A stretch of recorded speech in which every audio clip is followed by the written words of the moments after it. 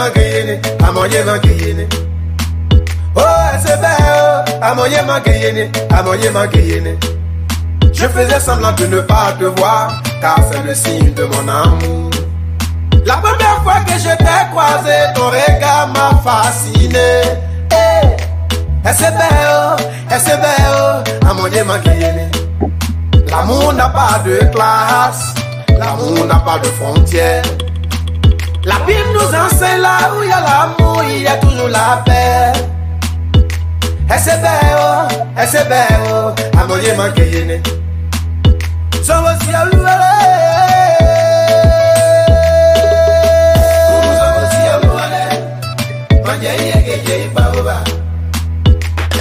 la chaleur de ton corps, c'est l'antibiotique de mon âme. Le palu dans mon corps fut pour ta présence.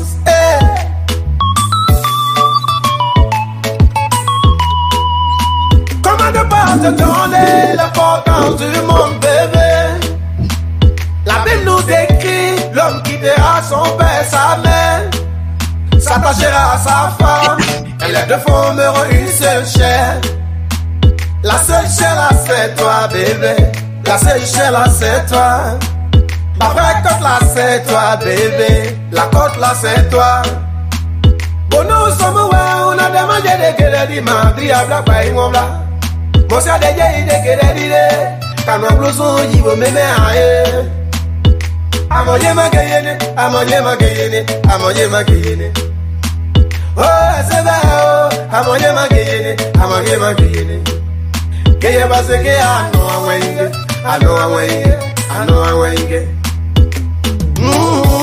Geye wo.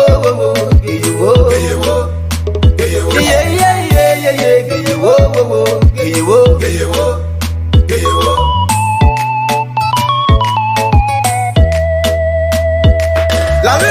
La lumière au monde, mets-toi ton amour. Me donne la force du cœur.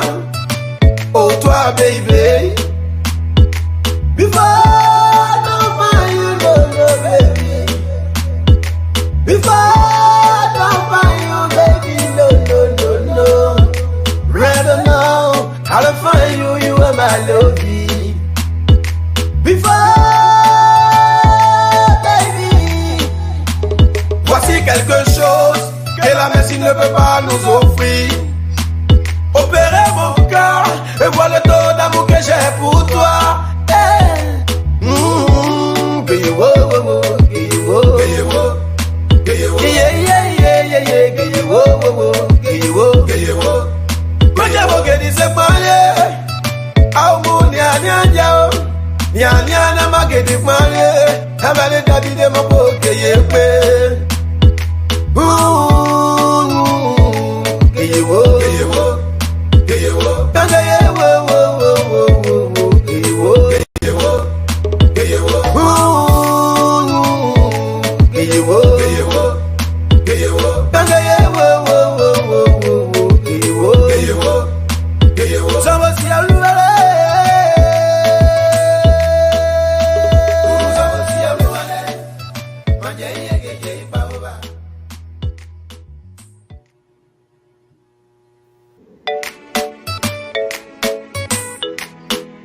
Le noble production et rythme de musique fatorise.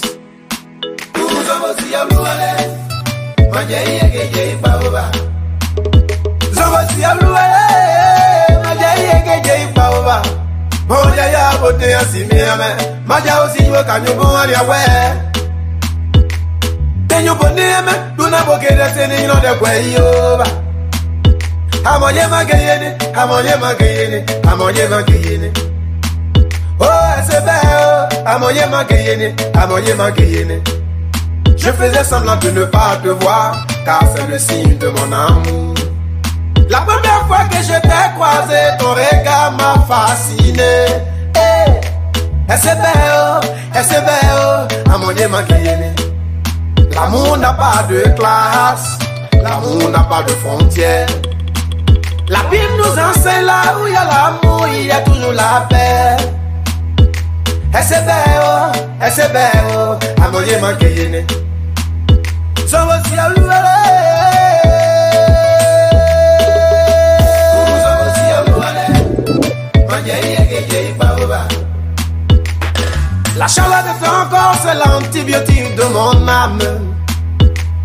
dans mon corps fut pour ta présence.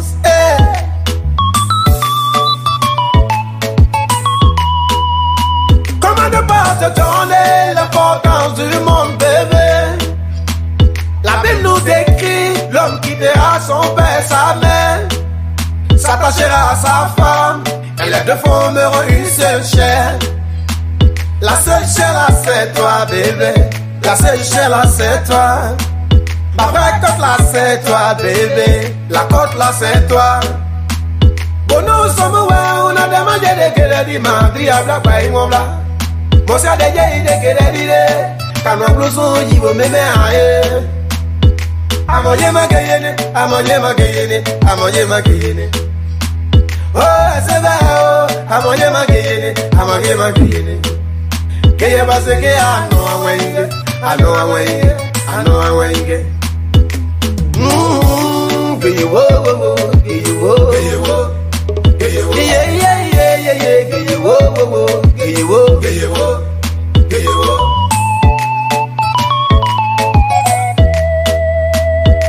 La lune, la lumière au monde, mets-toi ton amour, me donne la force du cœur. Oh toi baby.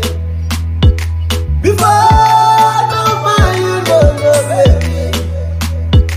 Before I don't find you, baby, no. Rather now, I'll find you, you are my lovey. Before, baby. Voici quelque chose que la médecine ne peut pas nous offrir. Opérer mon cœur et voir le taux d'amour que j'ai pour toi.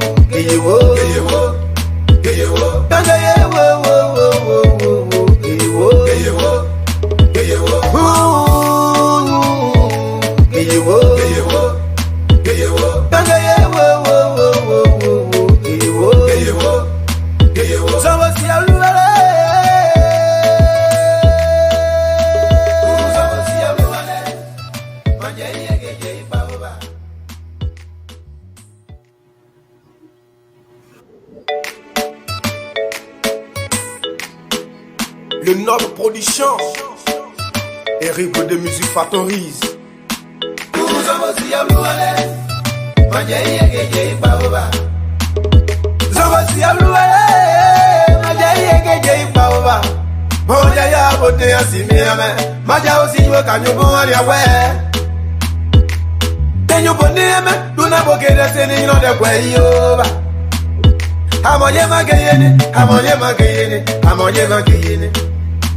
Oh, c'est belle, amoye ma gayene. Je faisais semblant de ne pas te voir, car c'est le signe de mon amour. La première fois que je t'ai croisé, ton regard m'a fasciné. Et c'est belle, amoye ma gayene. L'amour n'a. Yeah, ladies and gentlemen, SINOE Content, premier platform, Voice of SINOE. It's live with you again this Thursday, another brand new edition of the show. Again, no, we don't make it lazy here. I have a brilliant panelist, co-host, if you like. Sarah Ellis is joining us from SINOE County, Greenville, and then Patrick Bolu is coming from the capital city of Liberia, which is Monrovia. And of course, the Homo 7 Disciple, the esoteric, I'm here in these United States of America, specifically the state of Maryland. All right, so let's see, let Patrick get situated back there. His video is not yet activated. Once Patrick is ready to go, we're gonna get going here. We are all the way beyond time because of other background or beyond the same preparation. Calabar, how you doing? Welcome aboard. We appreciate you. Share the link for us. We would do appreciate it. So today we have a rich agenda, a beautiful lot of stuff on the agenda. And one of the things we're going to be talking about is what you are seeing on the screen, the Grand Judges Association in Americas. Presidential election is in the pipeline. And so the incumbent, Madam Edith Poah, is going for re-election. You know, she's seeking a second term from the people of Grand Gedeh County. And so hopefully, we are optimistic that the people of Grand Gedeh County in the diaspora will re-elect Madam Edith Poah. She recently selected a campaign team here. So you see Augustus Talu as the campaign manager.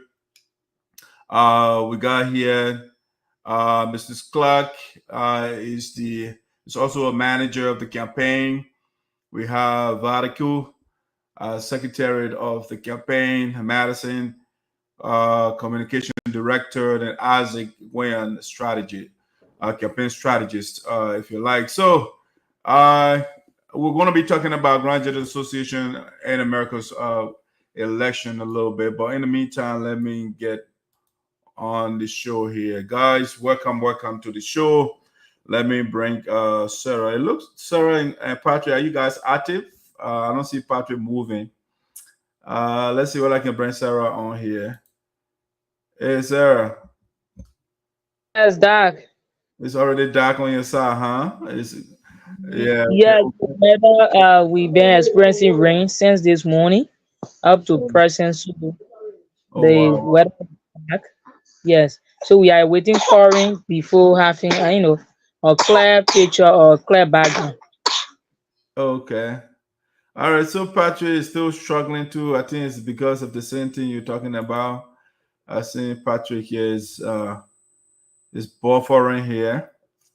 Let's see. I'll gain out and see whether he can come back. Yeah, let's try him. He will come back again. Okay. Sarah, sorry that the power is gone, and so we can see you faintly, but that's better. We can hear you very well. So how is Greenville? Yeah, so Greenville is doing great. Okay. Our baby guys are cool over there.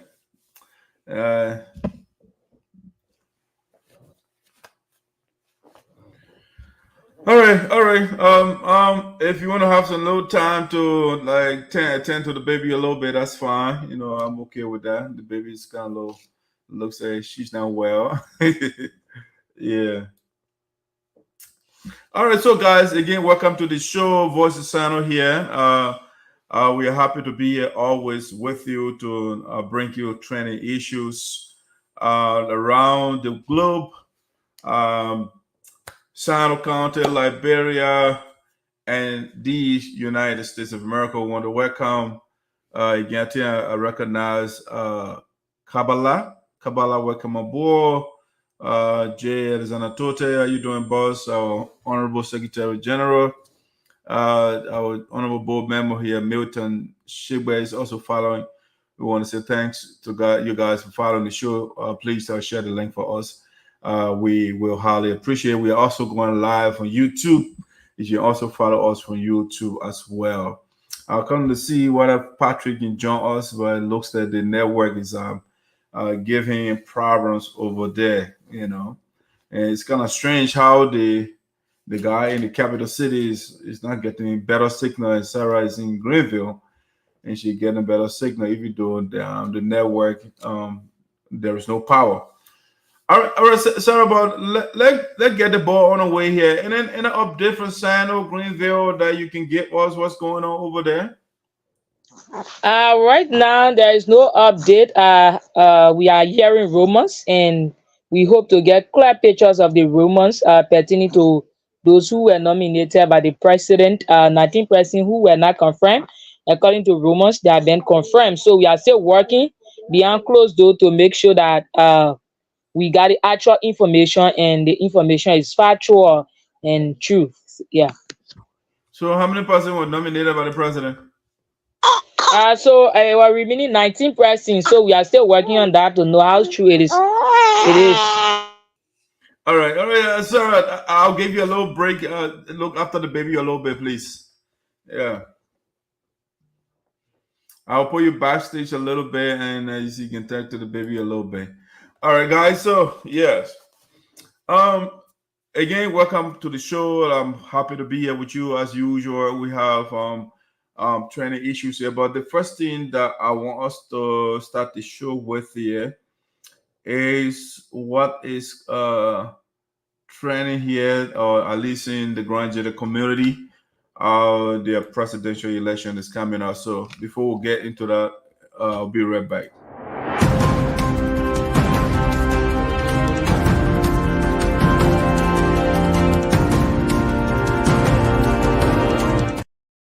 All right, guys, welcome to Voice of SINOE in the Diaspora with Esoteric.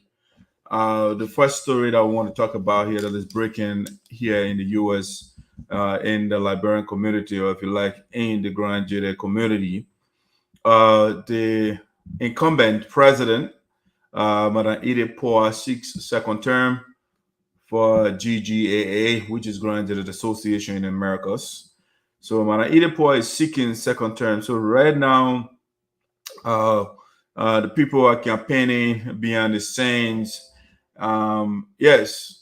I think the guy trying to reach out to me. Let me send you a quick communication here, guy. Yeah, totally. All right. Yeah, so guys, so I was talking about Madam Edith Poah.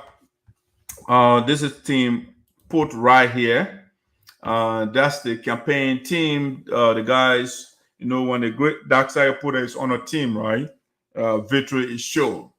So you got these astute daughter and son, actually, I say daughters and sons of Grand Gedeh. We got two ladies. I was just looking at the top. So we got these wonderful souls that are coming to lead our people. Madam Edith Poah and Isaac Yangle, they have led the community for the past 2 years. And if you ask me, they are doing a splendid job. And in my objective and honest view, they deserve second term to continue with the magnificent job they are doing and the community, reviving the organization, making sure that the organization is brought back together because it was disintegrated because of the conflict. And the organization had about 22 chapters before then. And when the conflict came, the organization was fragmented. But over the past 2 years, they have been working assiduously to bringing the people back together. So Edith Poah and Mr. Yangle, they are doing a great job. And I think the people of Grand Gedeh, they must give them the second mandate to continue what they are doing. They have put up a better framework that anybody who comes after them, they can mimic that. They have set up the a cash app account that the money can go straight to the organization account. They got right now, if you go on the Play Store, you put in GGAA, let's just say app, you can go there and retrieve the app and download it on your phone. They got the account, everything is just transparent right now. And so Madam Edith Poah is a wonderful community leader, and so is the vice president, Isaac Yangle.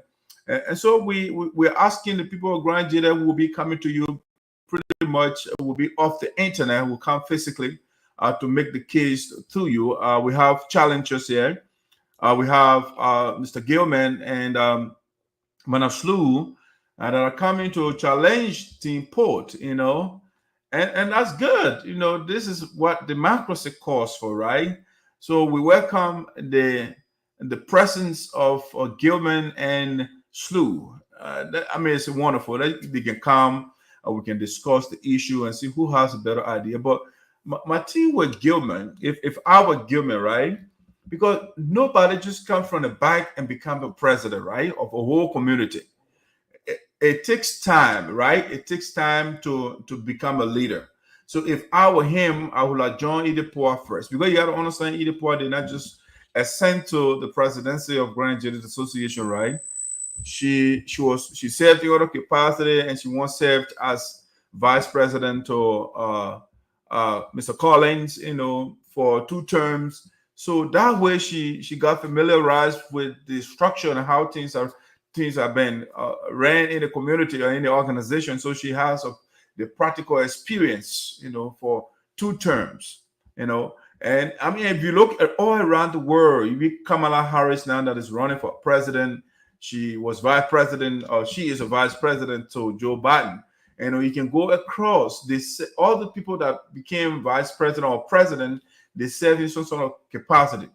But right now, Gilman, he has, we are told that he is the president of the Mexican chapter, but it's barely a few months, and that chapter is not yet together, But Edith Poah is still trying to work with him so that chapter can be vibrant, But because he wants to run for president, and the organization, the Constitution says that you have to serve in some sort of leadership position.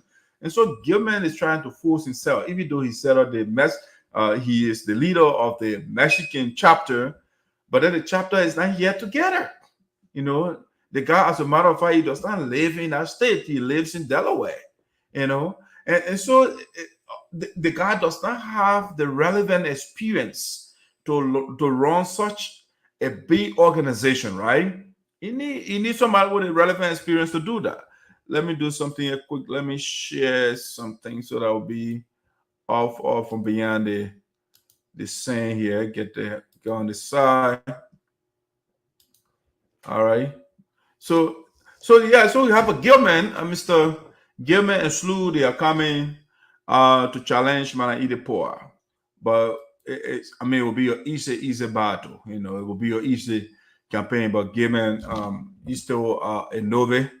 We welcome the challenge. Let's see what the brother has he brings to the table. Let me see what he got here. Provide official office space, and these things, they are easy to see, right? It's easy to put them on paper and then you recite them as recitation, but to do the actual work is the thing, Gilman. Let the man get us a little palabra hot first in Grand Gedeh County or in Mexican, before we can talk about getting your office space, So the man said you want to provide office space and create a comprehensive database for the chapter that the man is leading right now. We want to see whether Gilman has a database for that organization. We want to see that first. Start from somewhere. Don't just make the grand promises when you can't even do the bare minimum at the local level, right? Purchase of community center for GGAA. Okay, the man is promising you he wants to build. You want to purchase community hall. Okay, sounds good, right? It sounds pretty good on paper. Rhetorically, it sounds good, But how are you going to do it? Where are you going to get the money from? How much does it cost to do that? Give all the financial analysis. Have you done such thing before? All right, you have not. You have not even served the chapter. You said over there, the people barely come to meeting. But you're talking about, getting community hall and all of that. The Gilman said you want to promote agriculture development in Grand Gedeh County. Are you doing it right now? You don't need to be a president before you do that. Gilman got to show us that he is doing it right now. But no, he wants to be GGAA president before the people start making farm in Grand Gedeh County. Do you have to be president first before people start making farm in Grand Gedeh? No. All right. And man said you want to rehabilitate the Albert T. White Sports Stadium in Grand Gedeh. Okay. These are very ambitious, right? They sound good again on paper, but where are you going to get the money from to do that? How much it costs to run the villages? So infrastructure you're talking about, support schools, hospitals, and clinics in Grand Gedeh. Provide immigration support and teach financial literacy to first-time home buyers. Okay, provide life insurance pool or coverage to all members. Continuation of previous administration projects. Okay, so Gilman is giving all this long, the long list giving it to us. But this thing again, that's what they call campaign rhetoric, right? The man just how to put something on paper. But you see, when you make something like this, we want to see maybe a book, a brochure, or if you like, a pump, something. I mean, a paper that expands on these things, right? How you want to do it? Go in detail. That what they call platform, right? You just give a flyer, and you expect us to buy, right? You got to expand on each of these bullet points that you're giving us, because here it's just a flyer, campaign talking point, because you can't bring the whole book to us, right? So Gilman got to give us a written detailed document, because if you go online right now, you can see Donald Trump agenda, you can see Kamala Harris's agenda, and all of those things. So Mr. Gilman got to do better than this, rather than just giving all these political platitudes. We need something realistic. Unlike Gilman, who is giving a recitation, or either Poah and Isaac, they have detailed analysis, breakdown, the how, the why, they're doing all these different things. They put agenda. You see, PUT, right? Is P, unity and transparency. That's why they're running on, and that's why they ran on before. And so they are still continuing that. Peace is not an event. It's a process. So she has been able to consolidate, get some of the chapter. We got still people that are still outstanding, some things that still got to be done. And so they continue with that agenda. As time goes by, we're going to say more about Madam Edith Poah's agenda, but she is the best for the Grand Gedeh Association, to the point where people that ran against you, or that people that were on the internet before, they were saying all these different things against you. And as you speak, these people that are on your team, it says a lot about Edith Poah. She's a good leader. She does not get angry because you criticize her, because you get different ideas. No, when you criticize her, at the meantime, Edith Poah will call you, and she will come and say, man, okay, you finish doing your criticism. Let bring your idea. What can we do for our people in Grand Gedeh County? Give me your thoughts. Here's what I'm thinking. What do you think about it? That's how a leader does. She's not gonna say, oh, because that man talking my pretty hair, or he criticizes me, or that lady criticizes me, therefore I'm not going to talk to her. No, man, Edith Poah will still have a conversation with you. When she sees you in public, she comes to you, hey, how you doing, my brother, or how you doing, my sister? She speaks to you. She will have a decent professional conversation with you, and that's what we need. This is not a political fight. Again, I think Gilman would have done better to say, let me be with Edith Poah now, because this is the second time in a way. And after you learn on her watch, you build that necessary experience, then of course, some of us will say, let's bring Gilman on board, because Gilman has served on an Edith Poah right now. When Isaac wants to come, it makes sense, because Isaac has served in local positions, and now he's serving at the national level as vice president. So at this level, yes, when Christopher wants to contest at the national level, I would say okay, because he served at the national level as Secretary General. The same thing with Beatrice Soin and the other people on the team. It makes sense, but you just recently became president of the Mexicans chapter. The chapter is barely together. But then our man Gilman said he wants to lead the community. He coming now, he want to teach people insurance, life insurance, and all the different things. Brother, this thing, you see, you have to do it. Then you say, what, I have done it before. So I'm coming to augment what I started already. But the man has not started anything. All he giving you, I will. No, brother. This is not the route to go. This is not the best route to go, right? You got to do it. You do it, then you come and you show us. When you show us, then you say, okay, you do it now. But you have not done it before. Gilman has not done it before. I mean, they look good. It's a beautiful young lady that joined. But Slew has not served, Jefferson has not served any capacity before. I mean, what does she, how can, national level of vice president, you know what it means?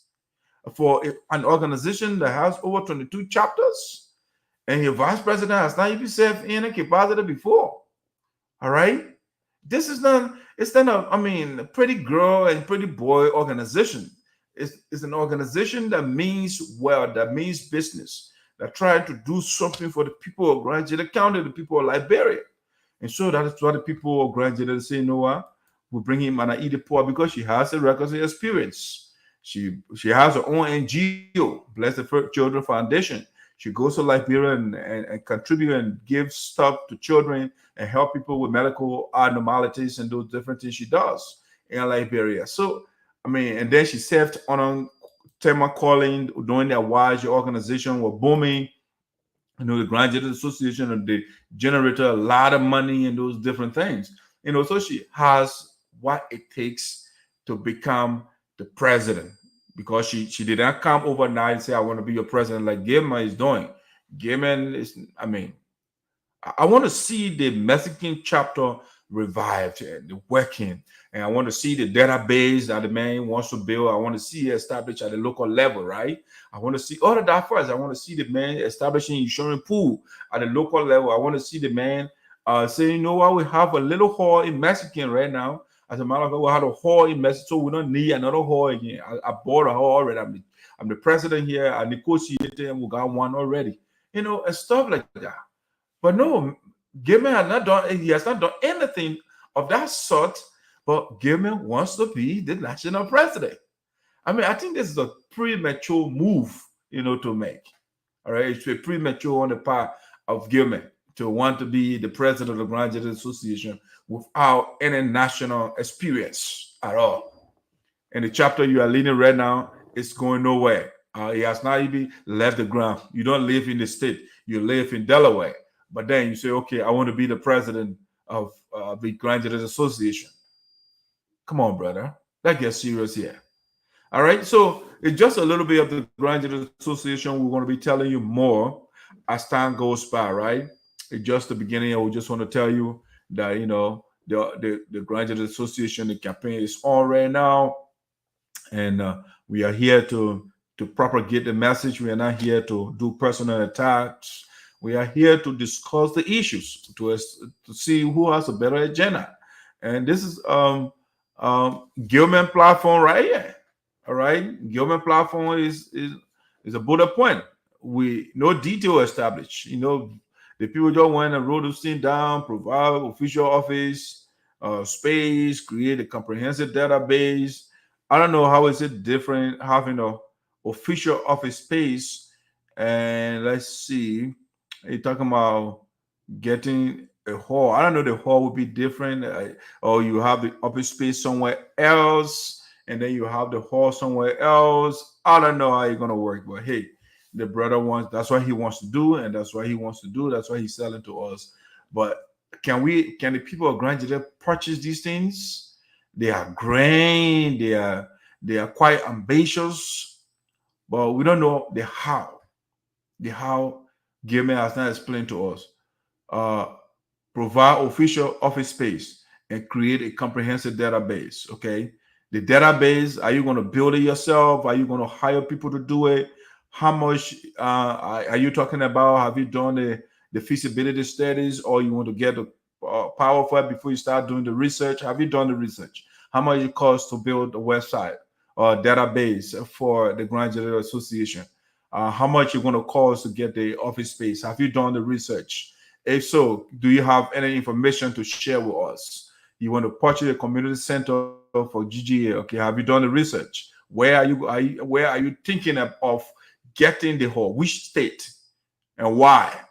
How much have you done your financial analysis? How much is going to cost you, to acquire the community center? Have you done? So we want to know. So there are lots of questions that Gilman has to answer. Promote agriculture in Grand Gedeh County. I don't know what that means. Promote what are you going to create a wellness and tell people how to plant bitter ball and corn? They don't already know it, or what are you going to supply agriculture equipment, or what are you going to do? Are you going to get seeds? I mean, so are you going to get that money? I mean, what is it that Gilman? So these things, they are just vague. They are not elusive. We can't understand them. We want to know what they mean. Rehabilitate. Okay, you're talking about rehabilitating a sports stadium in Grand Gedeh County. Okay, have you done the research? How much going to cost? Give all the details. Have you been to Grand Gedeh? When the last time you were in Grand Gedeh? What is the condition of the stadium? Is it good condition, minimum? Not good, but terrible condition or super terrible condition? How much it going to cost to do the renovation? Have you done the feasibility studies? We want to know all those different details, but unfortunately, Gilman has not given you anything. Provide immigration support and financial. Okay, our people right now, they need immigration support. Do you have the president of Grand Gedeh Association to do that, to help them out? Have you done it before? If so, where's the history? Give us some background. But we want to invite the young man here sooner rather than later to have a conversation with us and see how he hopes to achieve all these the multiple things that he listed on this thing. It's easy to put some young people again. But if you have a simplistic, a simple and realistic agenda like Edith Poah, you can get a peace, unity, transparency. Because you cannot generate funds when the people are fragmented. Where are you going to get the money from? The people got to bring a contribution. They got to bring their ideas, and then when we are together, we can write grant together as a team. We'll bring our ideas together, and then the grant will come in. But when we are fighting, and other people on the other side, it's not healthy for the community. So Edith Poah has been doing a wonderful job fighting to make sure that the community first comes together. The people are together, they are united, which she has been doing. She has been reaching out to Honorable Fred Gwen to see how we can bring the community together. That's what we need, But if you look at Gilman, he does not talk about bringing the community together. He wants to build databases and build skyscrapers in Grand Gedeh and do different things, And that's not what we are talking. Let's try to bring the people on the table to talk. Before you start bringing the agricultural machine and all different things, before you start talking about life insurance for people to live long when they die, so they can call people for donation, and stuff like that. All right, so that's a little bit of a Grand Gedeh Association there, and in America's elections coming up, and so just wanted to highlight that a little bit. Let's see. Another thing that I want to talk about today, the president of our country, President Joseph Boakai, recently launched a PhD program at the University of Liberia. I don't know what you think about our program, but my thing is, before we even get to a doctoral program, let's get those on the university in a proper condition first. The buildings are dilapidated. The latrines are not even dead. The current structure is a total mess. But then the president is now launching a PhD program when the children, some of them, they cannot write correctly. They can't write correct sentences. Those are, at least at the undergraduate level, they are struggling. And the guys saying they're about to introduce a PhD at the University of Liberia. Is the lack of PhD the problem in our country? I do not think so. I think the University of Liberia is not up to standard yet to have a doctoral program. The University of Liberia is not even up to a community college level over here in the U.S. The community colleges here in the U.S., they got people with PhDs and different, but they don't offer PhD. It's just 2 years degree they offer. All right, associate degree. And then when you want to do your 4 years, and when you finish with your 2 years, you can go to the 4 years. But we're talking about people with PhDs and all the advanced degrees. They are teaching at the community college, but the community college does not. And the University of Liberia is not even on par with community college in the U.S. So why is it that President Boakai is pushing PhD? What is the motivation behind that? Why? Why you can't straighten what we have first? Why we can't make sure our children, they can read at a grade level first? All right? Why are you jumping all over the place? What is the president trying to achieve here?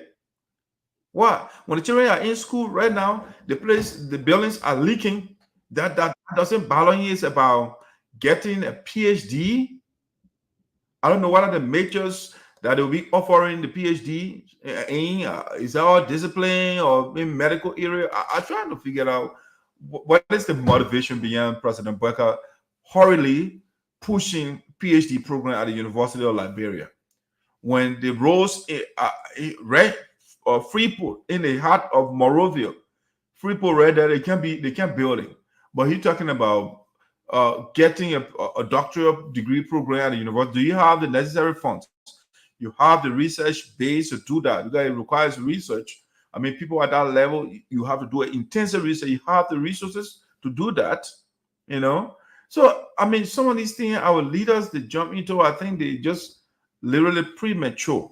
You know, they are not, I don't know whether they think through them or they just want to create to get news or to leave some sort of legacy. I say, oh, honor my watch, I established a PhD program at the University of Liberia.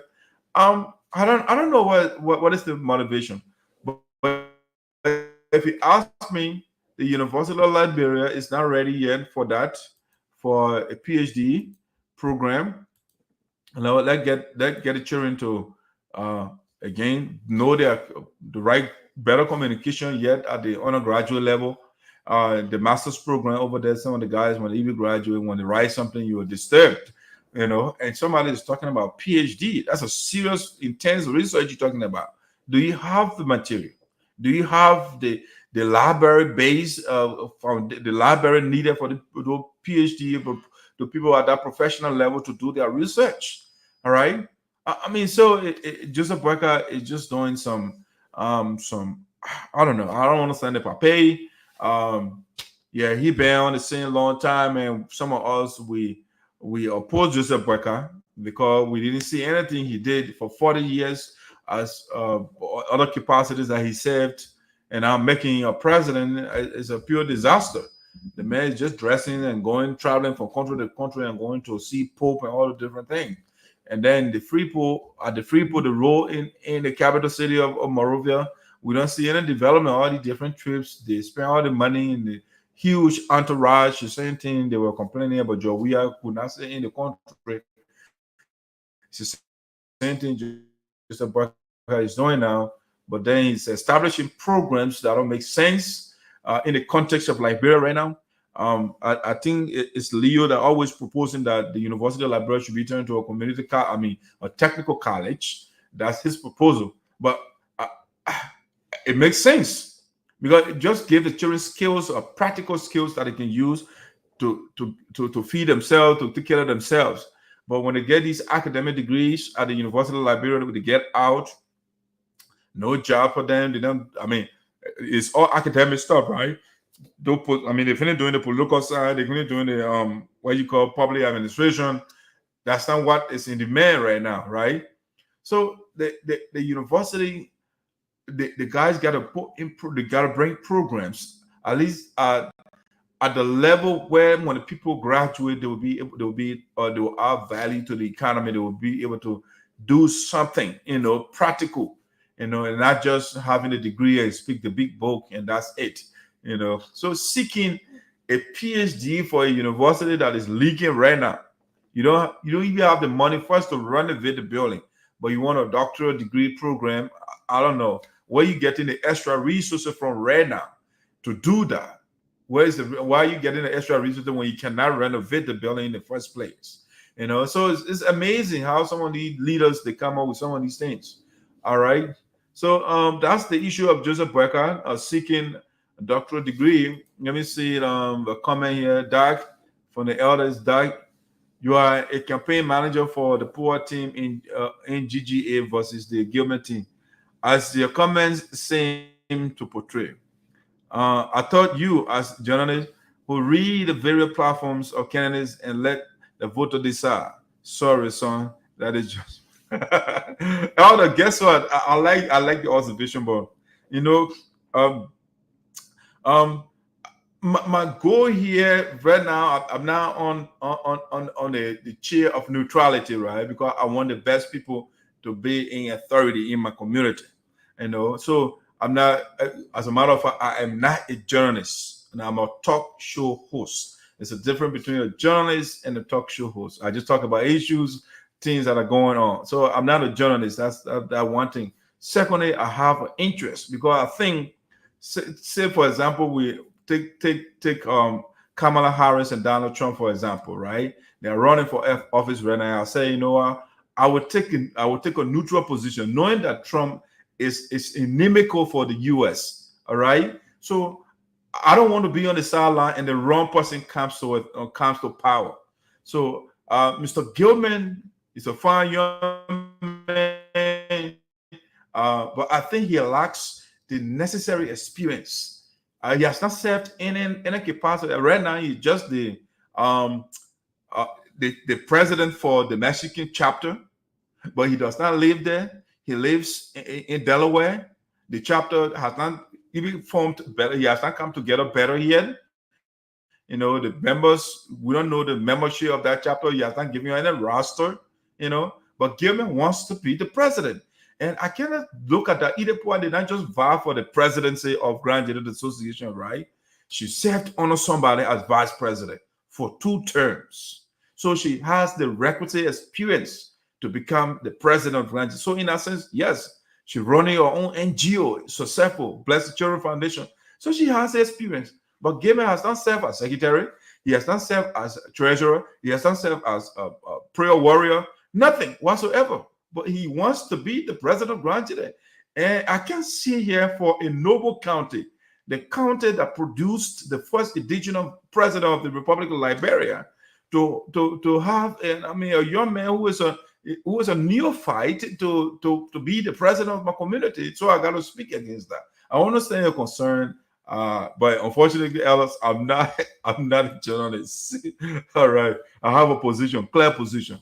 All right, so again, that's the issue of Grand Gedeh Associate, and thanks Elder for the observation. But Joseph Boakai, I think the move he made to bring PhD at the University of Liberia at this point, I don't think that is the move is not mature. The university is not up to standard for that.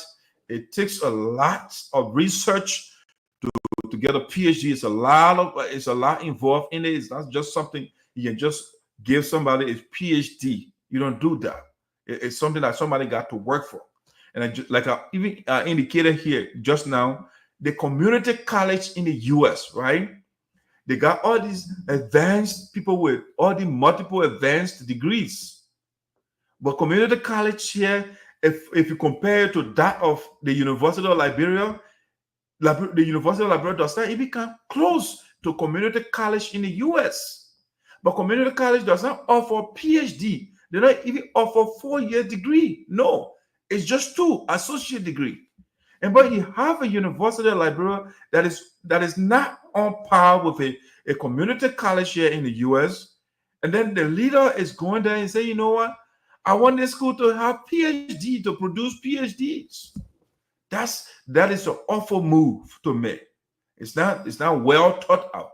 This is not, education is a serious business, you know.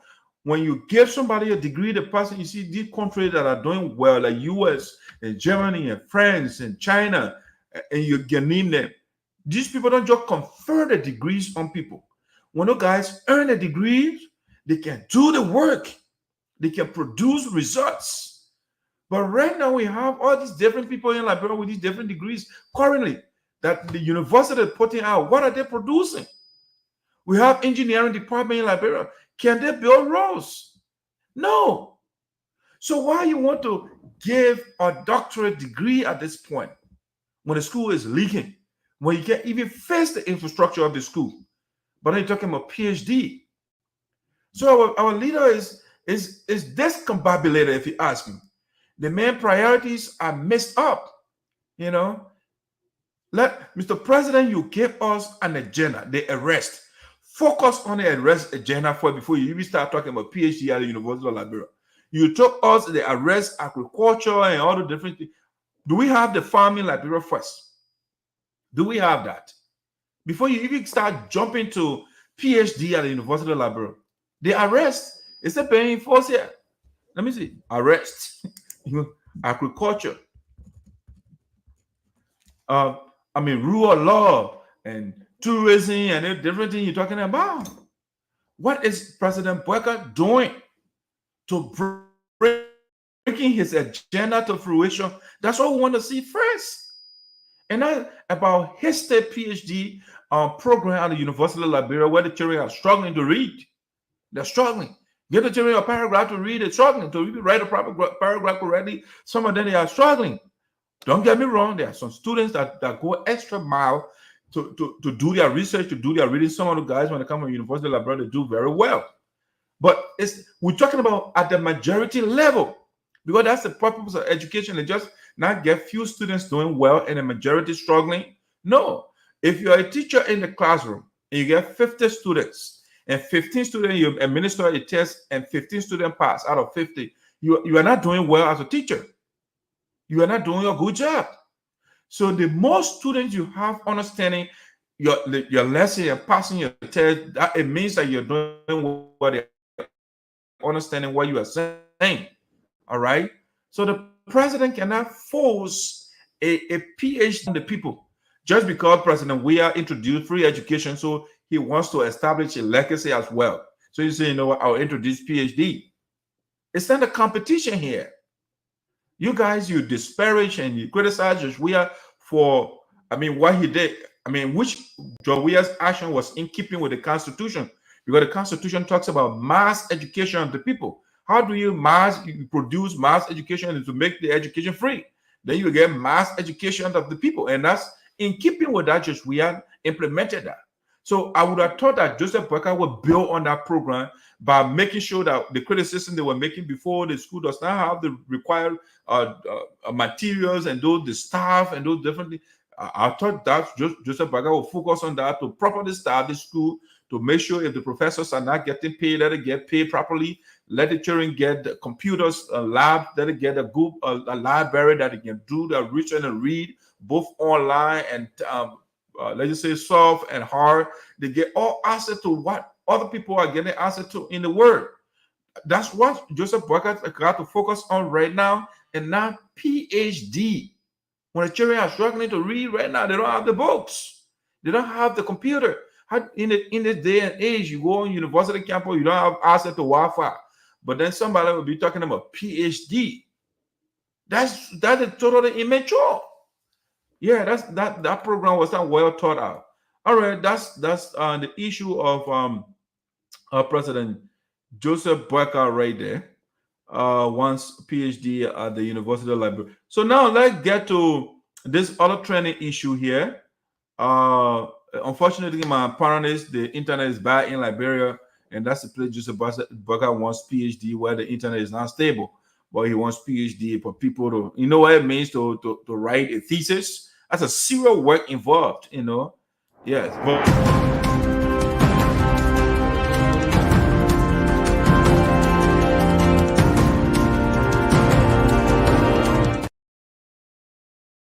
all right, ladies and gentlemen, welcome back to Voice of SINOE here. So the battle for the Speaker of the Republic of Liberia reaches on. Speaker Fonati Koffa is still being battled by his colleagues.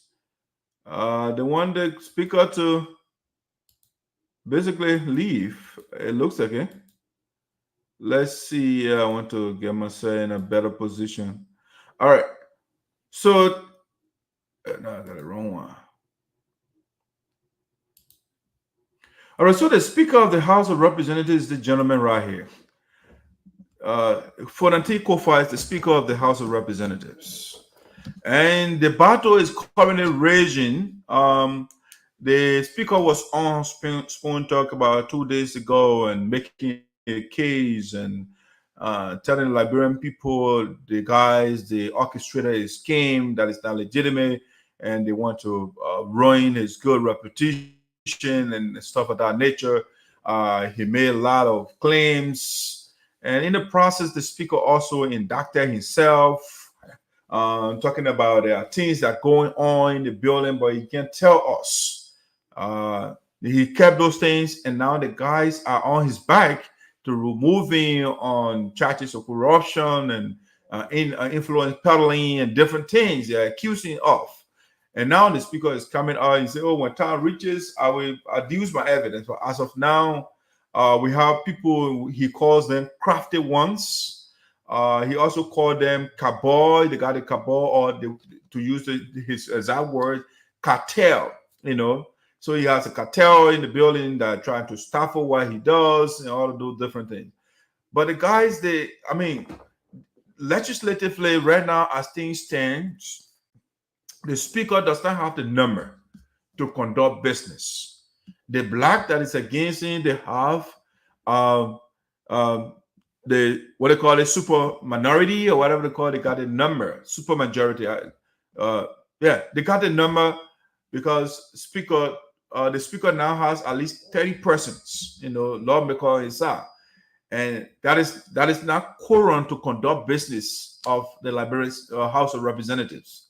You know, so he presided, but he can't conduct business because he does not have the number.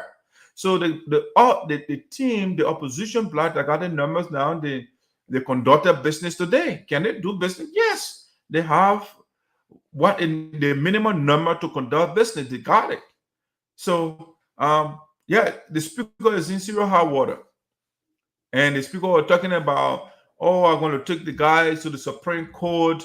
As a matter of fact, for the Supreme Court to compel them, as it were, you compel the guys to come to work. You can't do that. You can't do that because you got to understand you got three separate equal branches, all right, that have separate powers. Okay. So one cannot interfere with the other, you know, with the other functions. Okay. You can't bring the judiciary in the affairs of the legislature. No, you can't do that. It will be interfering with the workings of the legislature. You can't do that. The executive cannot interfere either. So the guys will battle it out and decide that wins at the end of the day, they'll go ahead and elect the new leaders.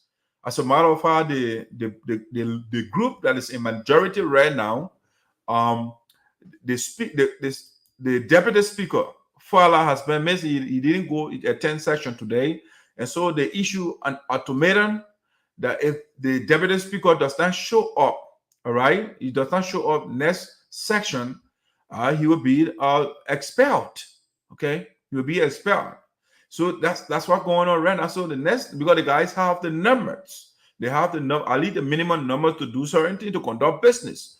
So if the speaker, the speaker is not eligible to preside, and the deputy speaker is not there, their rule provides that they can have an election and they elect what they call speaker pro tempore. Okay, they can do that.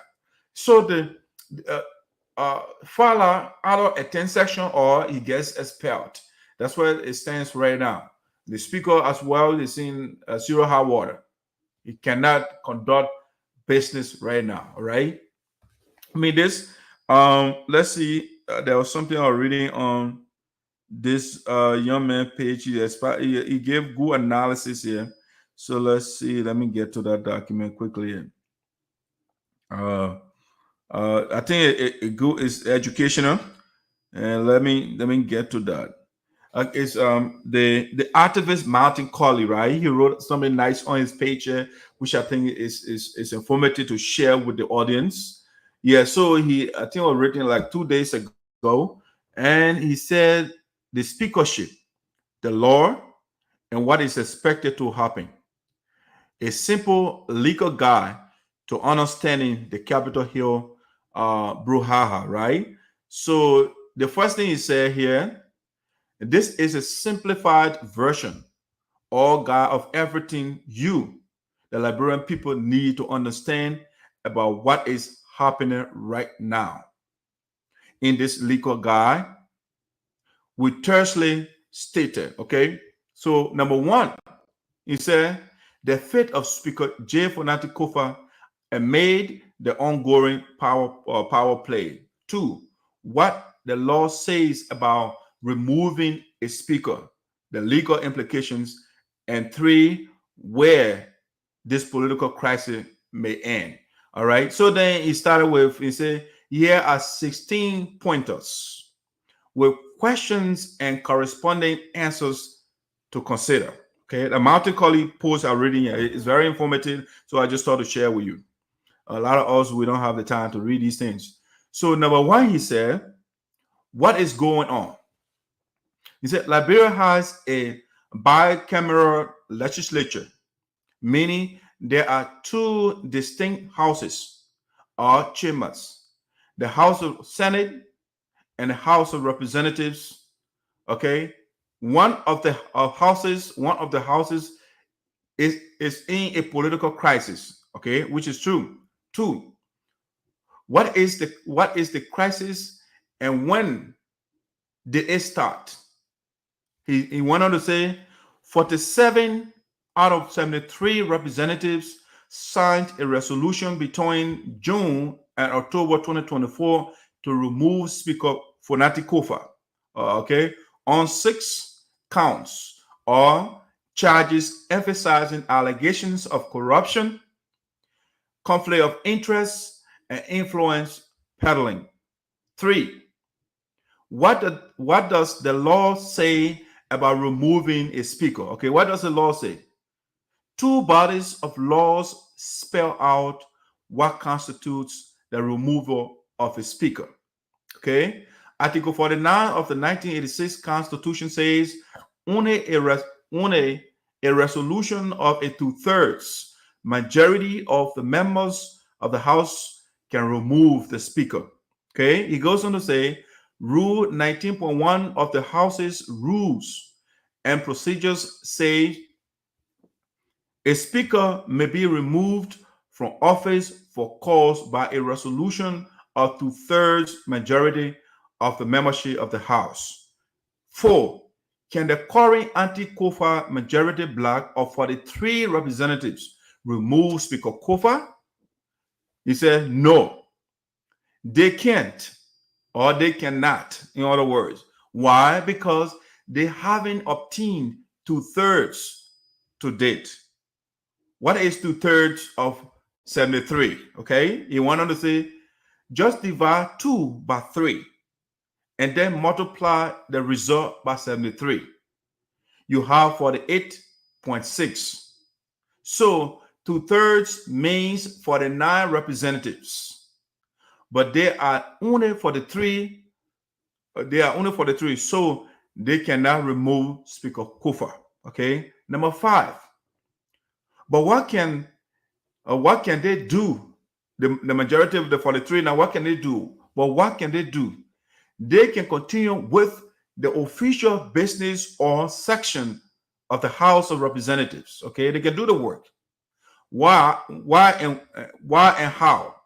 Because they have the majority in the context of the simple majority doctrine and honoring the quorum principle, which underpins the necessity of minimum presence. Okay. 6, or reading a post from Martin Colley, which I think it has some substance in it. 6, what is the quorum threshold before any official business can be held? And which law supports this quorum principle? And he says that Article 43 of the 1986 Constitution states a simple majority of each house shall constitute a quorum for the transaction of business, but a lower number may adjourn from day to day and compel the attendance of absent members. Okay. 7, can the speaker compel the attendance of absent members without a quorum? The answer is no. He cannot, because he presided over just 30 representatives today. 30 representatives today who were not allowed to do official business because they did not have a quorum or simple majority and made an ongoing political crisis. This is where the speaker's legitimacy is challenged, right? Without a quorum, the speaker cannot preside. Okay. Number 8, how many representatives does Speaker Koffa need to conduct business? According to Article 33, he needs a simple majority. What is a simple majority? A simple majority of 73 is 37 representatives. How and why? Just divide 73 by 2. Koffa has just 30. So he needs 7 more representatives if he must preside as a speaker or remain the speaker. Without that 7, there will be no business under him, and he will not have the presiding power to legitimacy, all right, as a speaker. So it also goes on to say, number 9, does it mean that the House of Representatives will shut down, which could lead to a potential constitutional crisis or a dissolution of the government? According to Representative Yeke Koluba, no, the House of Representatives won't shut down and the government won't be dissolved, as Representative Koluba claimed this afternoon. Why? Because the group opposing Speaker Koffa has more than the simple majority 43 to do business. All right. Number 10, can the anti-Koffa black do business without Speaker Fonati Koffa and or Deputy Speaker Thomas Fallah presiding? Yes, they can. How? Let's go back to the law.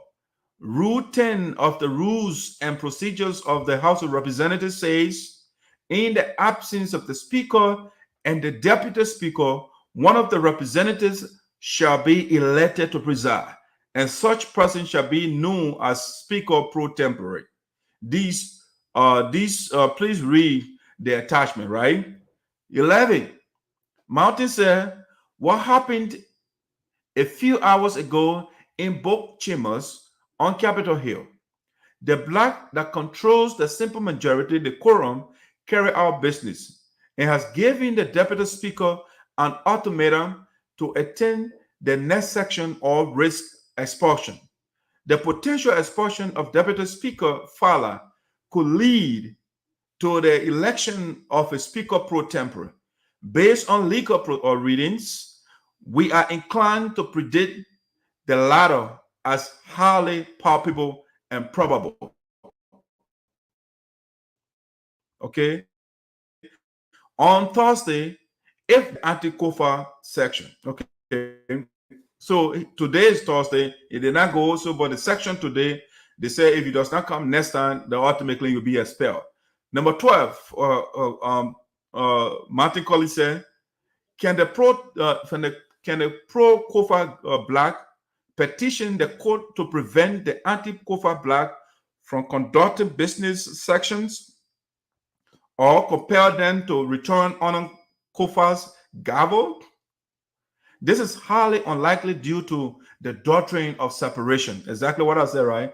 Due to the doctrine of the separation of powers as specified or justified in Article 3 and Article 29 of the 1986 Constitution. The court, a separate branch of government, i.e. the judiciary, could be accused of interference or meddling because the situation on Capitol Hill is more political than legal. Okay? This is a political battle. It's not a legal battle. Any legal petitions merit and all rationale to prohibit the anti-Koffa black from doing business seems thin, right? Very small. 13. What is expected to happen henceforth? The Senate, the executive, and the judiciary who watch to see which black maintains the majority.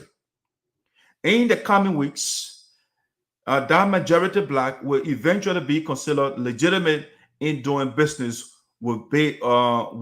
based on Article 33 of the Constitution and the rule of law, the rules of the House of Representatives. A caution, Mountain said, a caution in lieu of an advice to Speaker Koffa. The Speaker can do 2 things right now to maintain his power and position. 14.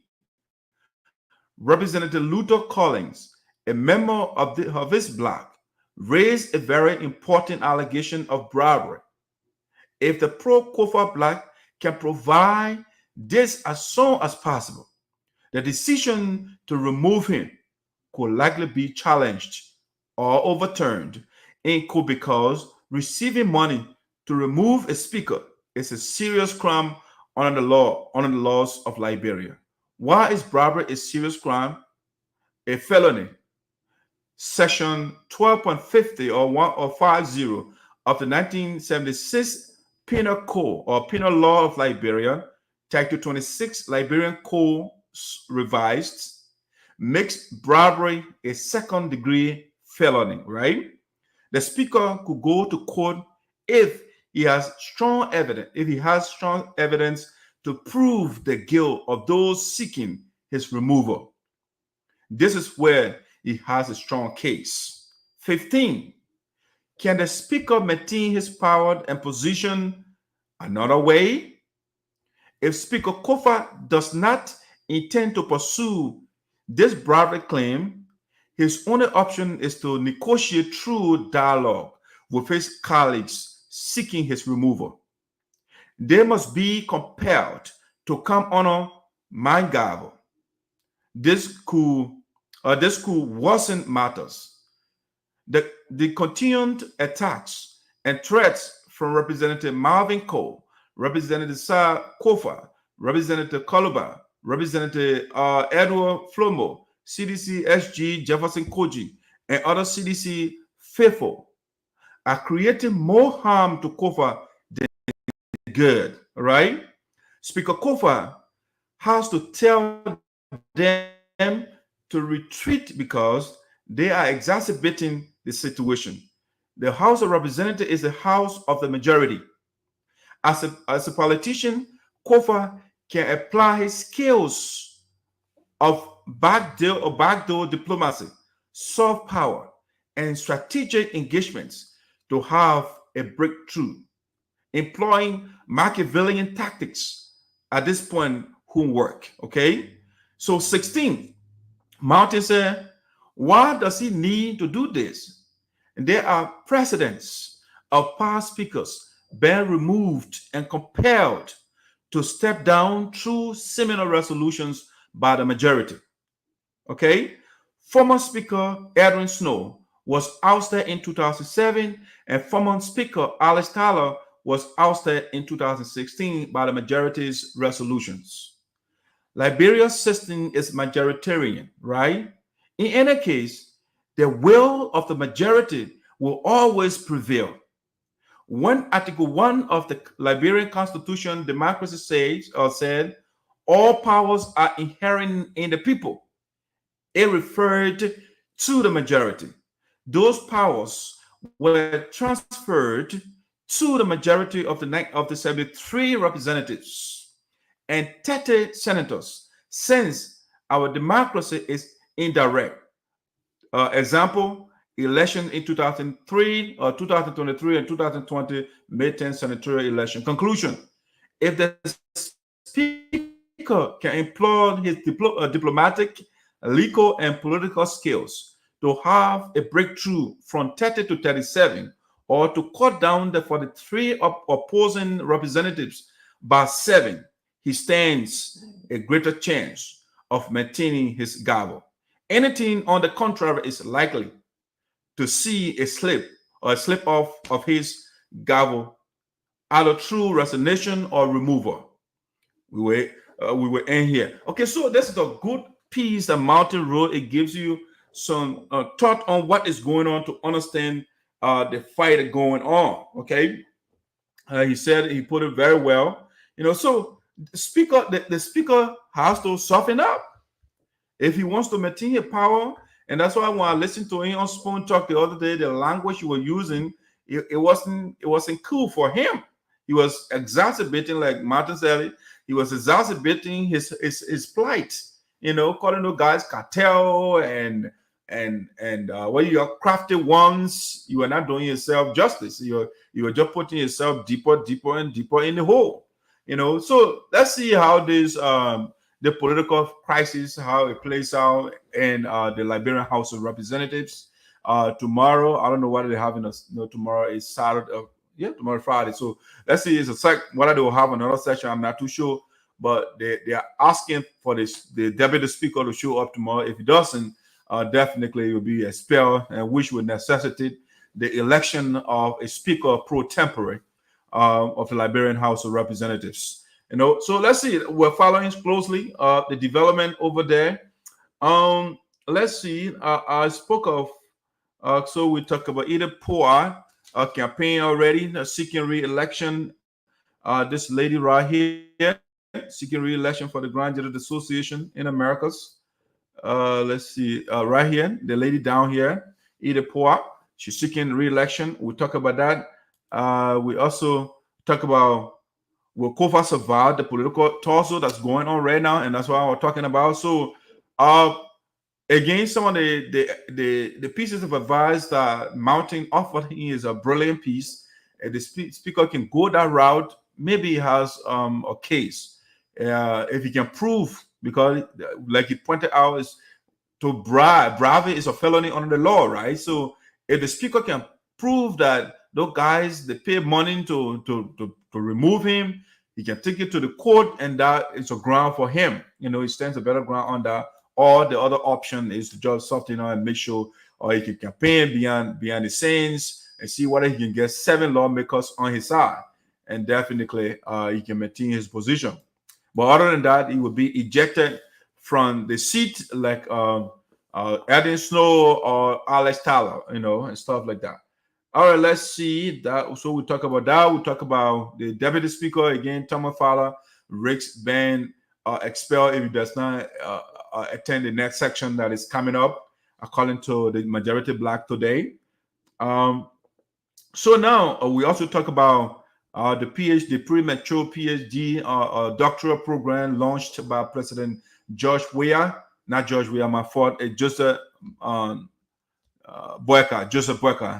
All right.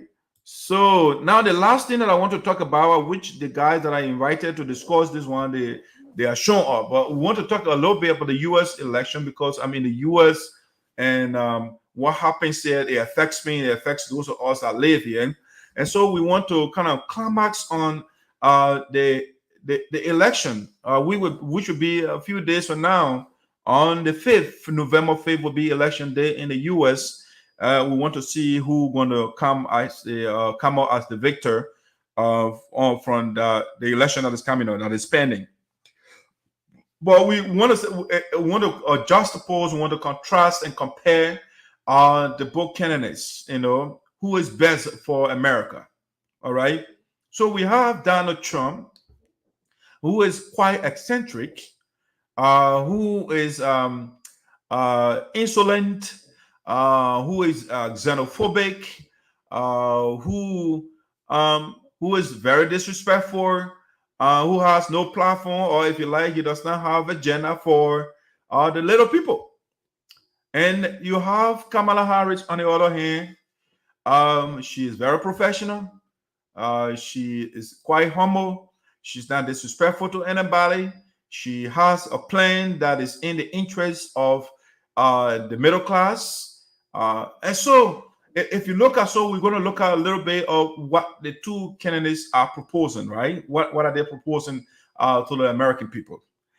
If you look at Donald Trump at the top, Donald Trump is talking about cutting taxes for billionaires. It's the same policy he implemented during his last 4 years as president. He wants to repeat that, okay? So that the rich will continue to get richer, okay? The rich will get more money. He cut taxes. Somebody making billions of dollars, you say, no, I'll cut your taxes and I will bail you out when you screwed up, The second thing that Trump wants to do is to put a tariff, to hike the tariff on imported goods. Products that are coming, particularly from China, and so things that will be coming to the U.S., he's going to put tariff on it, which is a form of tax, right? He's putting tax on it.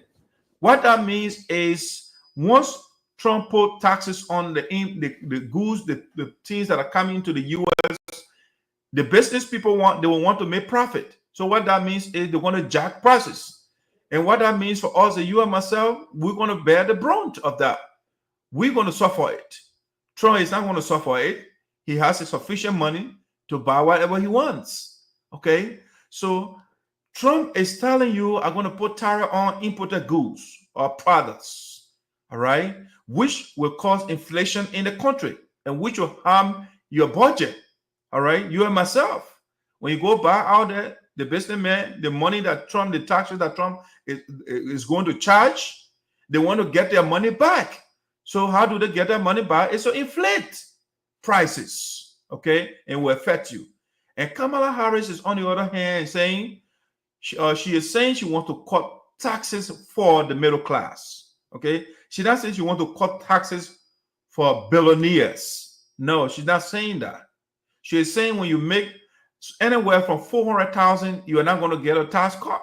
How many of us make $400,000 a year? Okay, so she is talking to you and myself. She is coming for you. She's talking about negotiating prices. The inflation that Trump is trying to bring, so it can't come to you. Because when Trump put the tariff, the prices will go up. The business people want to make their profit. They want to get their money back and make profit on top of it. They will inflate. So that what they call inflation, they will increase prices, basically. That's what Trump projects program would do. Okay? But Kamala is saying, no, I'm going to make sure and negotiate for prices to be lower. As a matter of fact, if you want to do small business, they'll give you a loan anywhere from $50,000. All right, you can start your small business. If you want a house and you're first-time home buyer, you want a house, they'll give you $25,000 for down payment. If you have a child, you'll get $6,000 at least to get something, a car seat or something for your baby. Or if you want to keep that money somewhere for it to mature, you put it in a stock market or somewhere. It will be good for you, right? She got something. She's building. She's trying to build lower income houses, about 3 million of them. Okay, that's something she wants to do, right?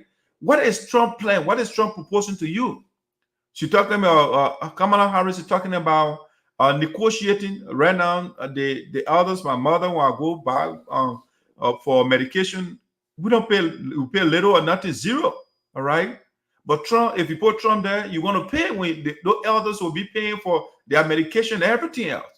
But right now, Kamala and Biden, they put a cap on it, and she says she wants to continue to improve on that program. As a matter of fact, she wants to expand it from the senior to everybody else. All right? They're going to expand that program to everybody else. That's what she is saying. What is Trump proposing to you and myself? Kamala is talking about working so that college will be affordable to those that don't have $1 billion at Trump, for college affordability. Okay, let's look at Trump now. Trump, like I already said, he wants to increase tariff. He wants to cut taxes for the billionaires. According to him, he wants to, if you work overtime or if you work in the service industry, your tip, they will not be taxed. Is that sufficient? Guess what? The money that Trump is talking about, the overtime that he would, when you work overtime, you would not be taxed. That money will go straight to the business people, right? Because he's about to inflict the taxes by putting tariff on imported goods. So when the businesses, when they put the increased prices, the overtime will go exactly because you have to pay for what the people they will sell their product for, right? So that overtime you're talking about is going exactly to the business people. All right, it's a circle. You got to understand it's capitalism, right? So the money goes to the capitalist class. All right, so that's some of the strategy Trump is doing for the money to go to the higher class, right? He increased the prices. He gave you so-called overtime free taxes. So when you get a check, you go pay the business person. That money goes to the business person. That's what he's doing. So this basic economics, right? It's not rocket science. So and number one, not taxing overtime, right? Anything you made after 40 hours is not being taxed. That's a political rhetoric. That's political sweet talk. Because Trump does not have anything in his agenda that will convince you. So it's an afterthought. That tip stop too as well is an afterthought because he has nothing for the middle class, for the little man. So he has to come with something. When you cut taxes for billionaire, how does that impact me? No, it does not fatten my budget. It does not fatten my bank account. No, it goes to the billionaire. So in order for his message to a little bit resonate with the people, Trump said, when you're working in the service industry, if you don't work in the service industry, that forget your own, you will not get that the tips that they tax you on the tip, you will not get. It does not refer to you. All right. But when you work regular job, you work overtime, Trump said, you will not be taxed on your overtime. The question is, why should anybody believe this man? Why should you believe what Trump says? Because he never does what he says. Trump said you are going to build, doing your first thing, you're going to build a fence at the border of Mexico and America, and Mexico will pay for it. Did Mexico pay for it? No.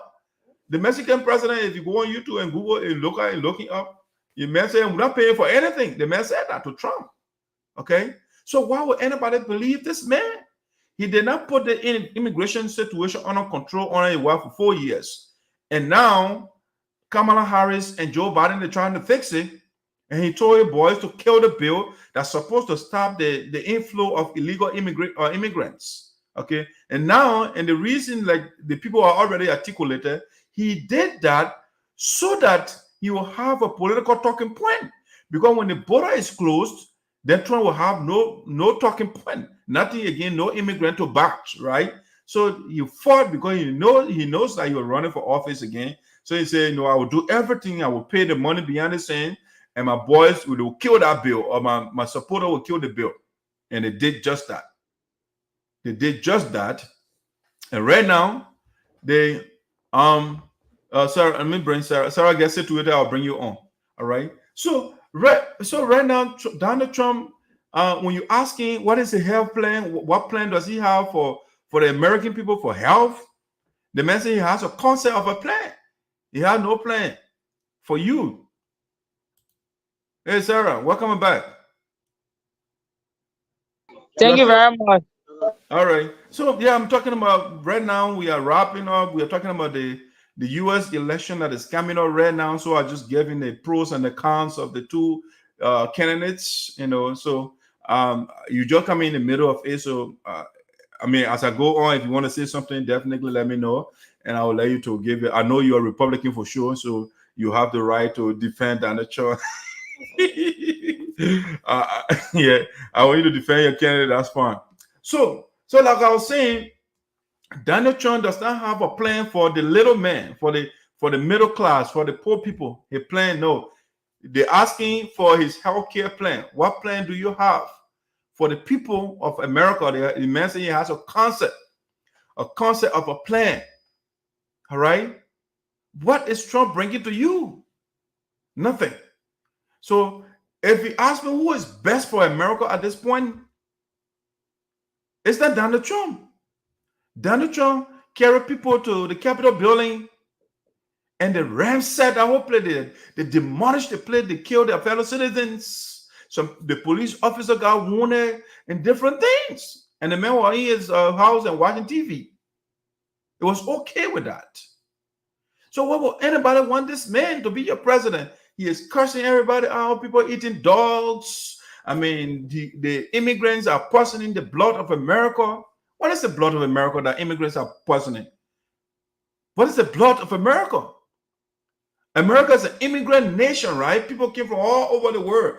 They congregated here. So what is the blood of America? America is nothing but immigrants. Immigrants are America, and Americans are immigrants. Without immigrants, you don't have America. And so, but Trump is a fascist. The man is a totalitarian. He's a dictator. So he likes the dictator's language, the same language that Hitler was using back in the day. The Jews, the poison, the blood of Germany. It's the same language that Trump is taking. And he said the immigrants are poisoning the blood of America. The man, I don't know why they can call him, a Nazi. Trump is a Nazi. That's why he is. But people, the Democrats, they are too diplomatic. You have to pound it up because the man, he's using Hitler language. So he's a Nazi. Okay? The man is not for you. I don't see any trying to demolish, trying to get rid of the Department of Education. Okay. You know what that means? When you get rid of the Department of Education? The Department of Education, our children now, they get a Head Start program.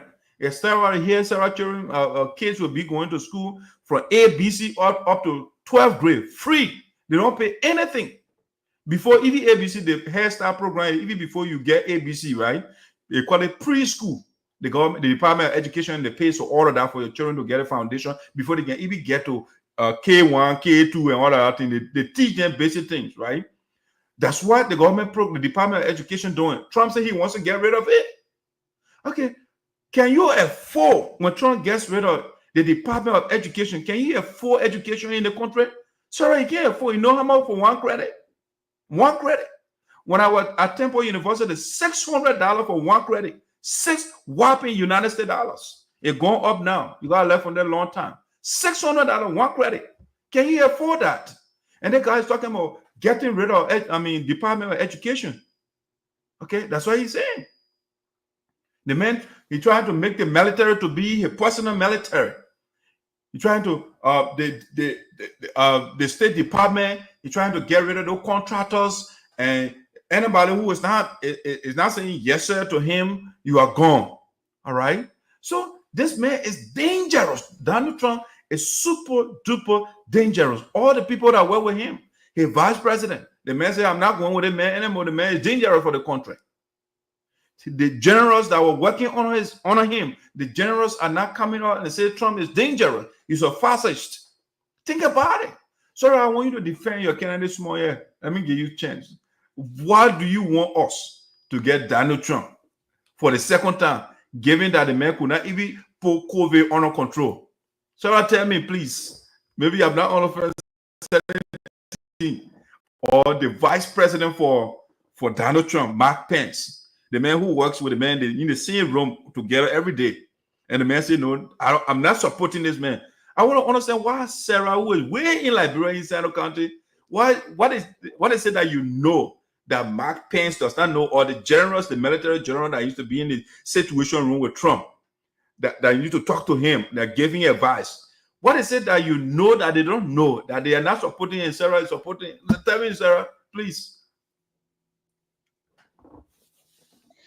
Okay, so thank you very much for this unique topic and discussion. What I do observe is that you are looking at the overall, interest for the people and why they should elect Kamala Harris, and she also a female, and you are looking at the feminist side, which is not a bad thing, but from the onset, like I said before, for Trump, if I were to be in America and I have a voting right, I was going to cash my vote for Donald Trump. So the reason, as for me, the reason is very simple. When it comes to the issues of imposing on African, especially we Liberians, where every little thing we do, we have to consult the American before, doing anything. Trump said he's not president, to impose things on the African and other things, especially our GAA. These are things that they want to impose on us, and because of that reason, I love him for that, because he's not really pushing the agenda of America on other people who are also independent community or country as a whole. Then look at what they did to Uganda and other countries that oppose that. Those who oppose the LGBTQ, let's look at what happening to them. America don't want to work with them.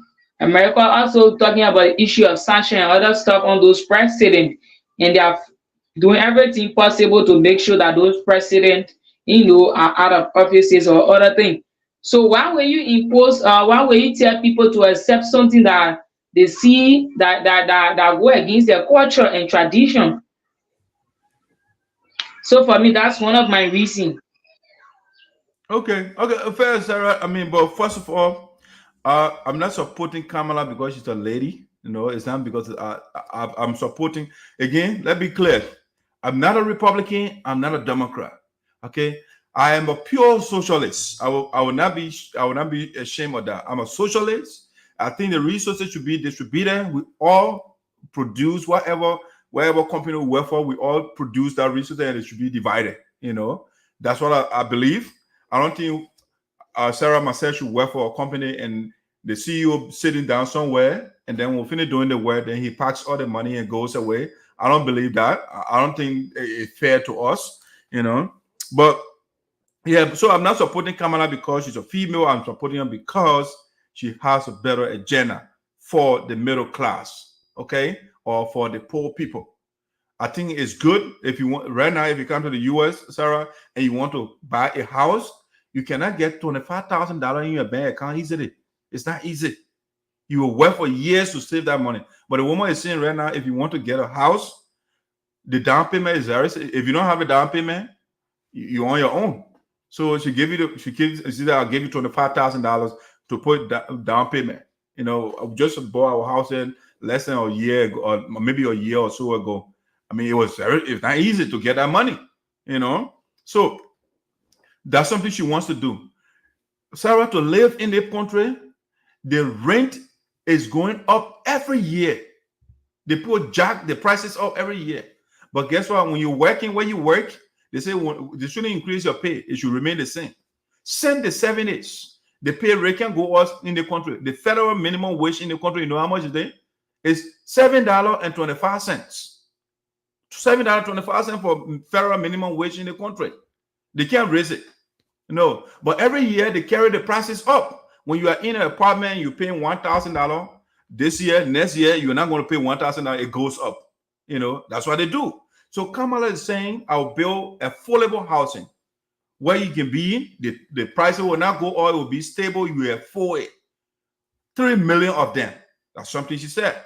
She also is saying that something that resonates with me. She's going to defend for the Department of Education to remain where it is so our children can go to school. Sarah, you know that before education from pre-K all the way to high school became free in this country, the Republicans fought that thing tooth and nail. Every policy that is in the interest of the middle class and the poor people, the Republicans will fight it. They will not want to do it. I understand where you're coming from, the foreign policy. Trump, I don't know whether you have read, and maybe you can share the literature with me where Trump says that, you will not allow other countries to now get gay people, Trump did not say anything like that. The only thing Trump says, he says that America is not a war police, for example, right? Or, especially with NATO, because he said NATO, America paying all the money, right? So all the countries that are part of NATO, they got to bring their financial contribution. Africa is not part of NATO. No. The non-American free trade, the military people, they are all those rich countries put together. If you like, you can call them the G7. Those are the big guys. But like you, Sarah, and that's why I'm not a Republican, I'm not a Democrat, but in each of those each basket, right, there's something in it. I'm not like, some of you take one position and that's it. Everything in our basket is rotten. No, I'm not taking that view. In the Republican basket, I agree with what you said. I'm against gay. You don't want to say the word, just a GAA, but me, I would say, I'm not for same-sex marriage. I don't think man and man should get married, or woman and woman should get married, or woman should turn to man, or man should turn to woman. I don't support that one. So I don't agree with Democrat on that. Also, I don't agree with Democrat the way they do their public policy or their welfare program, right? When you on it here, Sarah, once you on the government program here, you can't do anything. They monitor your account. They want to see how much in your account. If you work and you make some little money, they're taking you off that program. I don't support that. If you want to help me, let me also help myself. You can't say, oh, because you're helping yourself, and so I will not help you again. So as a result, you have a lot of people on this government program forever. Because once they make effort to augment what they have, the government will say, no, we're moving you from there. And that's why the Republican policy and Democrat policy, some of these things I got problem with. But the Republicans, okay, Sarah, for example, the guys say they are pro-life, right? They're against abortion. That's what they told us, right? They're against abortion. But when Sarah, they made a law right now, abortion is illegal in the United States, Sarah. So right now, I'm not saying it won't happen to you. Any woman that is raped, when they rape you, you get pregnant, you got to keep that baby. You can't go take it out because the law is against the law. to do abortion. So then you will be grieving and you will be forced to have that baby. And guess what, Sarah? Once you have that baby and you go to the Republican and say, oh, I just had a baby, I need help. They'll say, we don't do welfare. But you just told me in general you're pro-life. And then lady, you force the lady to have a baby. And now she comes to you for help and say, I don't do welfare. Okay, you are not pro-life anymore. So the only time the Republicans are pro-life when the baby is in the stomach. Once you come outside, they're not pro-life anymore. They're not support welfare. You got to go look for the baby daddy now so the baby daddy can take care of the baby. They can't help you out. So that's the double standard about them. That a double standard. They will take the taxpayer, my taxes, so Sarah, they will take the money, and this one is both parties, right? Both Republican and Democrats. They will take my taxes and send it to Israel to drop bomb on Palestinians. But when the people say, okay, the students in the country, Sarah, we are the student loan killing us. So Joe Biden, for example, made a proposal, or Kamala Harris made a proposal and say, let's help the students out. Let's give them some little break. Let's forgive some of their student loan. Donald Trump and a group, they went all the way to the Supreme Court. And they killed that. They should not give students $20,000 for giving a loan, for giving it. They shouldn't do that. Okay? This is the policy of the guys. But then the same people will turn around. They will not even take Israel on to the Supreme Court. They will just meet somewhere and say, okay, let's send $80 billion to Israel. Let's go drop bomb on Palestinians. So, sorry, what kind of sense it make? What sense does it make? You don't want to give me, I will pay in the taxes. You don't want to give me anything, but you want to give it to people that are not paying taxes to go drop bomb on people. So these are the contradictions of the two parties here. But in terms of this campaign right now, Kamala Harris is far better than Donald Trump. So I understand your argument. I mean, the post-sanction on Uganda authority for killing the census bill. You see, Sarah, if Africa wants to be respected, our leaders just have to do the right thing for their people. So what are the post-sanction on African leaders? They don't have to come to America. They don't have to come to the West. You see in the beginning in North Korea, he bothers coming to America. No, the man does not care. A country, he's doing what he's supposed to do. If he puts sanction on China, they care about you? No, they're doing what they're supposed to do for the people. China is the world's second biggest economy. They don't get time for you. Russian, they get time for you. They're doing. So when the leaders of Africa, they start doing things for their people, when the people don't have to cry for just basic things, when the leaders don't have to come to the West to beg for handout, they put the money where they're supposed to be, then, the sanction would mean nothing, So, but let me give you time, man, going on a tangent for a little bit. Go ahead if you have something else to say. Otherwise, we can call it a day. All right, so from your analysis, yes, it's a good one. Talking about the issues of the student fund.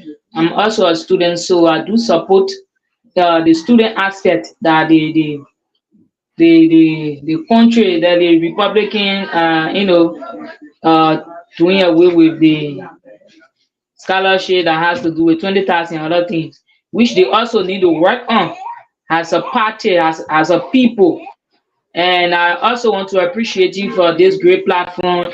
It's been a while. I've been staying away for some reason, and I'm back on it again. So we want to give a shout out to all our followers, and they should continue to follow our programs to make the platform a great one, so that in times to come we'll expand, we'll go beyond this.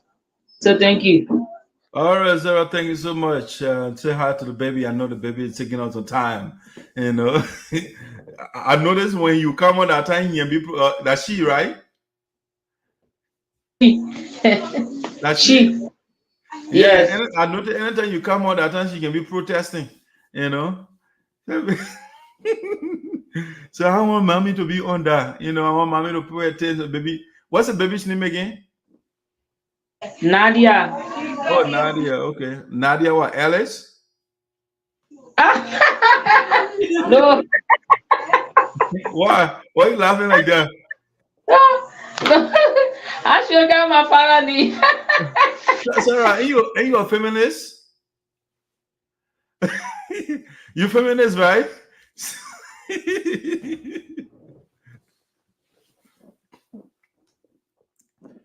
All right, so let me let you go. We'll talk again.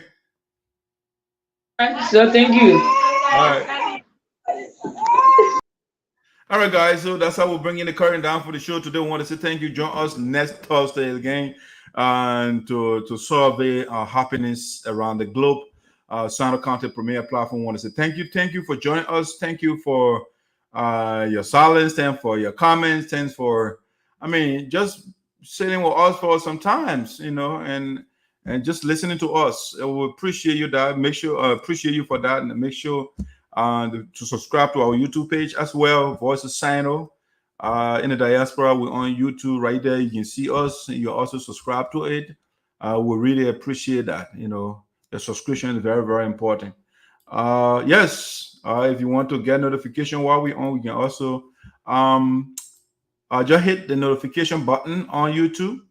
If you come on the show as well, we also appreciate it if you were to share our show as well. But other than that, I want to say thank you so much for joining us today, and we will see you again next time, next Thursday on the platform. We'll be talking more, but we'll talk to you later, guys. Enjoy yourself wherever you are. Stay out of trouble. I'm feeling the vibes with originalhits.com. Download your favorite song at originalhits.com. Our people say